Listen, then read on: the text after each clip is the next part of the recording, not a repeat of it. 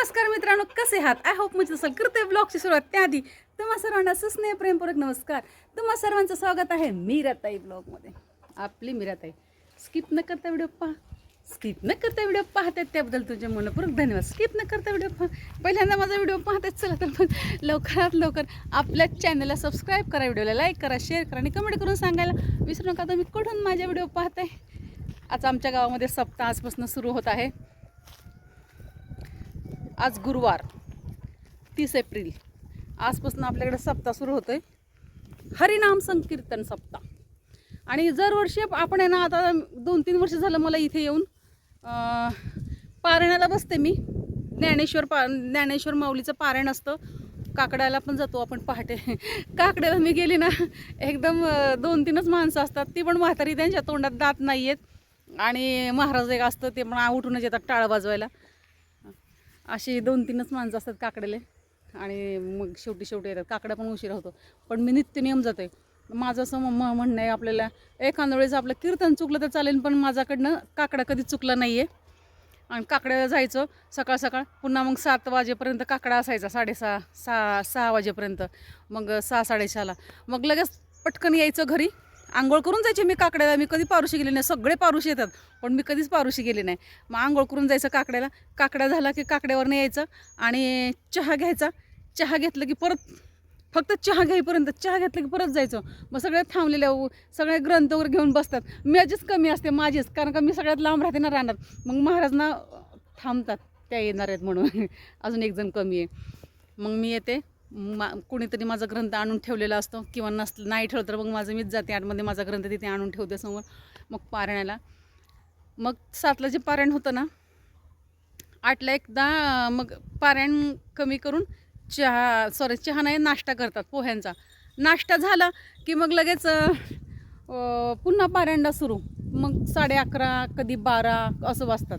मग तेव्हा मग मग गाडी घेऊन यायचं आपल्या इथे दुपारी. मग इथे आले की काय असतील आपले कपडे बिवडे मशीनला लावायचं, थोडंफार काय घरचं हेच ते करायचं आणि आराम करायचा. लगेच नाही म्हणतात चल चल चल जेवायला जाऊ. जेवण असतं दुपारचं. स्वयंपाकच नाही घरी करायचा. आपल्या भ्रूणासाठी काहीतरी करावं लागतं, 1-2 भाकरी करावं लागतात. मग ते सगळं केलं की मग कधी कधी मला म्हणतात, मला असं वाटतं नाही जेवलेलं बरं, नको तुम्हीच जा, मी असे आराम करते. ते म्हणतात नाही चल, नुसतं मागं बसायचं, तुला काय, असं बस मागं आणि मग 2 घास खाऊन येऊ. मग दुपारी जातो जेवायला. जेवण करून यायचं दुपारी आणि आराम करायचा. 4ला बरोबर उठायचं, झाडून वगैरे काढायचं सगळं आणि परत 5ला इथून निघायचं. मग 5ला गेलं ना, संध्याकाळी 11-12लाच घरी यायचं. 5ला इथं गेलं, 5ला गेलं की 6 वाजता हे असतं, हरिपाठ असतो संध्याकाळी. मग हरिपाठ झालं की असं चालूच असतं. मग ते नंतर मग जेवण झालं की मग ते कीर्तन, हे सगळं चालूच असतं. मग संध्याकाळी 11-12 वाजता घरी यायचं.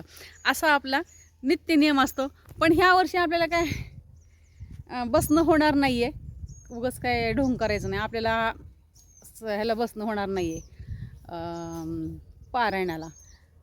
काकड्याला पण जाणं होतं की नाही सांगता येत नाही. काकड्याची वेळ असते तर आपल्या घरामध्ये हवनाची वेळ असते. आपलं हवन असतं 8 वाजेपर्यंत, कधी 7 वाजतात, कधी 8 वाजतात. मग म्हणूनसाठी पारायण पुढचं आपल्याला सापडणार नाही, पारायणालाही जाणं होणार नाही. आपलं आता शेड्यूल वेगळं झालेलं आहे, आपलं नियोजन वेगळं आहे. पण आपण अंतकरणाने इथून पांडुरंगाला हात जोडतो काकड्याच्या वेळेला वगैरे सगळ्यात. तसं तर पांडुरंग आपल्या इथे पांडुरंग येतोय म्हटल्यावर आपल्याला तिकडे जायची काय गरज आहे. आपल्या इथे येतो ना पांडुरंग. सो मित्रांनो पहा, माझ्या गावचा सप्ताह असं प्रकारे नियोजन आहे. जसं मला जमेल तसं थोडंफार मी दाखवण्याचा प्रयत्न करणार आहे. उद्या आमची पंगत आहे. सो उद्या आम्ही सगळे महिला मंडळ साडी खोचून, अगदी साडी बिडी घालून स्वयंपाकाला हजर. आपण मका घेतलेली, कितीतरी गुंट घेतलेली मका, 15 दिवस गेली आपल्याला. हे रोज असे जाऊन सकाळी असं गाडीवर तोडून आणायचे. तर त्या 15 दिवस गेली मका आपल्याला, संपली आता मका, काही नाही. लई फार त्रास आहे गुरांचा. असं गुरं असली की खायला प्यायला त्यांना हिरवं पाहिजेच. तरी पण ठीक आहे, आपलं आहे तेवढं ठीक आहे. पहा कसं चापं बघा, उंच उंच शेंड्यावर पांढरे शुभ्र असे गुच्छे गुच्छे. केळी पार सुकली. आमच्या केळीला घड पण आलेलं आहे, पण केळी सुकली. 3 आंबे लागलेले ह्या वर्षी. मुलं म्हणतात अगं मम्मी आंबे लागतात का नाही. म्हटलं एवढं लवकर आंबे लागतात का. अजून असं वाटतं नारळाला पण कधी नारळ येतील काय माहिती. रोज एक नारळ घ्यायचं आपण खायला, रोज एक नारळ पाणी प्यायचं. ही ही बघा ही जी शी करायची वेळ झाली, बरं झालं मी लांब आहे तर शिंतोडं तसेच अंगावर येतात. चला तर मित्रांनो, आपल्या भ्रूणाला झालं जेवण. आता काय नाही, माझं कपडे वगैरे पण आवरलेत. आता एक लिंबोणी खुरपायची आपल्याला हळूहळू दुपारच्या जेवणापर्यंत. दुपारी जेवण झालं की आराम.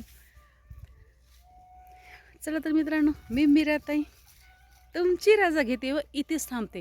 पण पुन्हा रुजू होणार आहे नवीन उद्याच्या व्हिडिओमध्ये. तोपर्यंत धन्यवाद. काळजी घ्या स्वतःची आणि इतरांची. बाय बाय मित्रांनो.